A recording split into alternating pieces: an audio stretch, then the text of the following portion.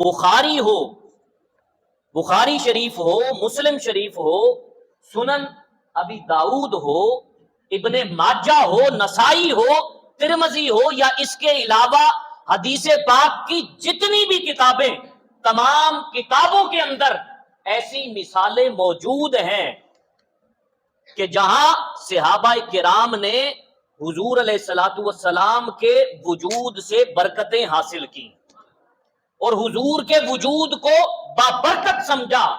हुजूर ने जो अंगूठी पहनी सहाबा ने उसका भी अदब किया। हुजूर अलैहिस्सलातु वस्सलाम जिस बिस्तर पर आराम फरमा हुए सहाबा ने उससे भी तबर्रुक हासिल किया। हुजूर अलैहिस्सलातु वस्सलाम जिस रास्ते पर सफर करते उस रास्ते से उठने वाली धूड़ से भी सहाबा ने अपने लिए बरकत समेटी। हुजूर के कदमों से जो गर्दो गुबार उठा सहाबा ने उसको भी अपनी आंखों का सुरमा जाना। सोचने की बात यह है कि जब हुजूर से मंसूब चीजों के साथ सहाबा का अकीदा ये था तो खुद जाते मुस्तफा के मुताल्लिक सहाबा का अकीदा क्या होगा। हदीस मौजूद है, ये हदीस बुखारी के अंदर मौजूद है, बड़े गौर से सुनने वाली हदीस। रावी हजरत सहल बिन साद इस हदीस को रिवायत करते हैं और बुखारी के अलावा दीगर किताबों में भी यह हदीस मौजूद है कि एक औरत अपने हाथ से चादर तैयार करके लाई हुजूर अलैहिस्सलातु वस्सलाम की खिदमत में, हुजूर की बारगाह में बतौर तोहफा पेश की। हुजूर अलैहिस्सलातु वस्सलाम तशरीफ लाए तो उस औरत ने वो चादर बतौर तोहफा पेश की। रावी लिखते हैं कि उस वक्त हुजूर को चादर की जरूरत भी थी और वो चादर बड़ी खूबसूरत धारीदार चादर थी जो हुजूर अलैहिस्सलातु वस्सलाम को तोहफे में पेश की।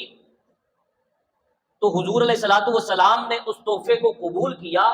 आप अंदर तशरीफ ले गए और आपने वो चादर पहनी और पहनकर बाहर तशरीफ लाए ताकि वो खातून जो तोहफा लेकर आई है उसको ये भी पता चल जाए कि मैंने तोहफा कबूल कर लिया है और पहनकर वो देख भी ले कि मैंने पहन ली है।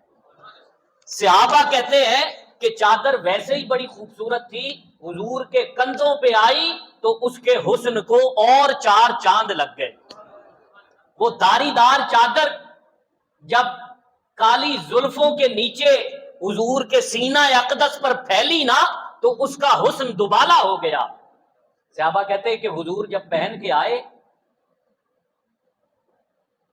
तो क्या ही आलम होगा उस चादर के हुस्न का।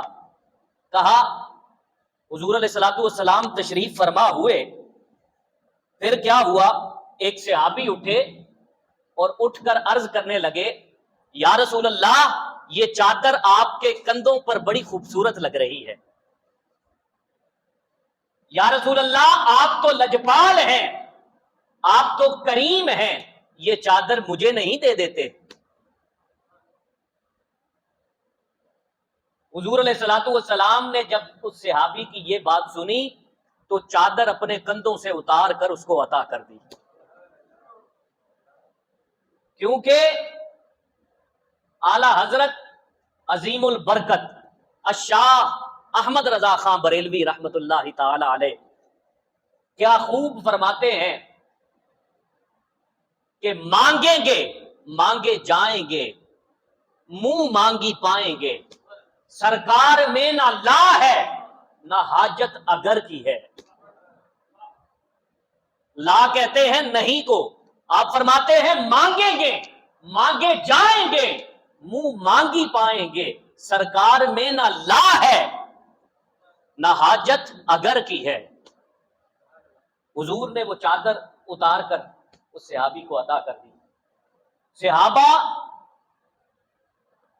गुस्से में आ गए और उस सहाबी से कहने लगे कि तुम जानते हो कि हुजूर की आदत करीमाना है कि हुजूर किसी को ना नहीं करते, और तुम अभी तो वो औरत तोहफा देकर गई थी, तुम थोड़ा सब्र कर लेते।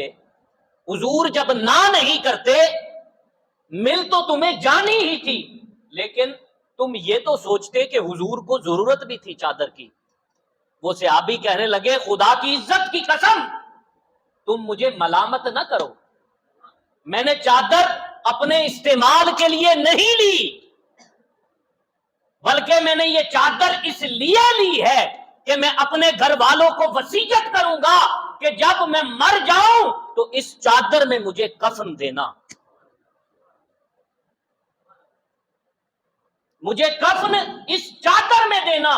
آگے سنیے، حدیث کے لفظ ہیں، صحابی نے جو عقیدہ دیا وہ عقیدہ سنیے. اس صحابی نے کہا اللہ کی عزت کی قسم جو چیز حضور کے جسم اقدس سے مس ہو گئی، دنیا کی آگ تو کیا دوزخ کی آگ بھی اس کا کچھ نہیں بگاڑ سکتی. لہذا میرا یہ عقیدہ ہے کہ اگر حضور کی چادر میں مجھے کفن دیا جائے گا تو پھر ہر طرح کا عذاب میرے اوپر سے اٹھا لیا جائے گا. یہ وجود مصطفیٰ کی برکات ہمارا موضوع ہے آج کا، اور یہ وجود مصطفیٰ کی برکات یہ ایسا موضوع تھا جس کو صحابہ بھی آپس میں ڈسکس کیا کرتے تھے.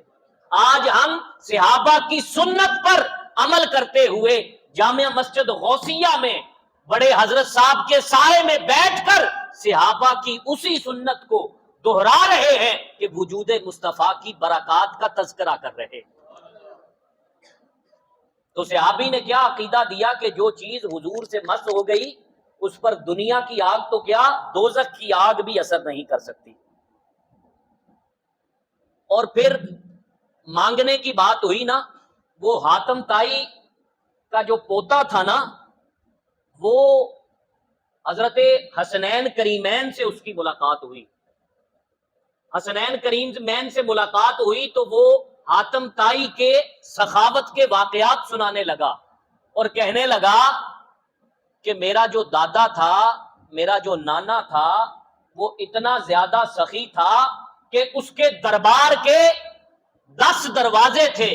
اگر ایک فقیر ایک دروازے سے آ کر خیرات لیتا، دوسرے دروازے پر بھی وہی آ کر خیرات مانگتا، پہلے سے بھی ملتی دوسرے سے بھی ملتی، حتیٰ کہ 10 دروازوں سے بھی آ کر مانگتا تو 10 کے 10 دروازوں سے اس کو خیرات دی جاتی تھی. یہ سن کر حسنین کریمین نے فرمایا ہم تجھے اپنے نانے کی بات بھی سنائیں. ہمارے نانے کا دروازہ تو ایک ہی تھا، لیکن جو ایک بار وہاں سے خیرات لے کر جاتا وہ زندگی بھر دینے والا بن جاتا، لینے والوں سے نکل جاتا. اللہ یا حق چاہیے یا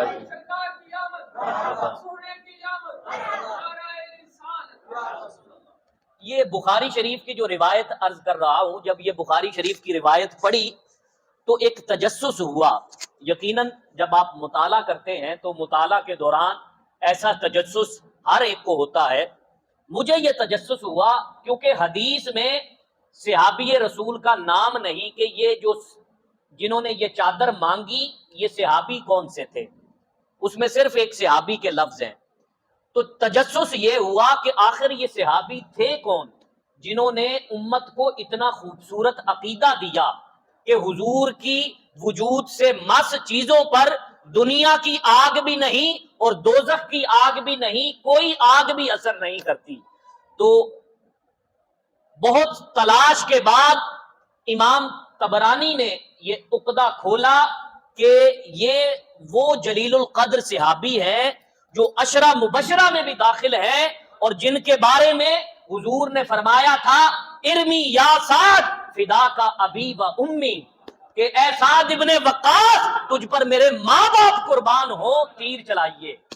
یہ امت کو خوبصورت عقیدہ دینے والے صحابی حضرت سعد ابن ابی وقاص ہیں.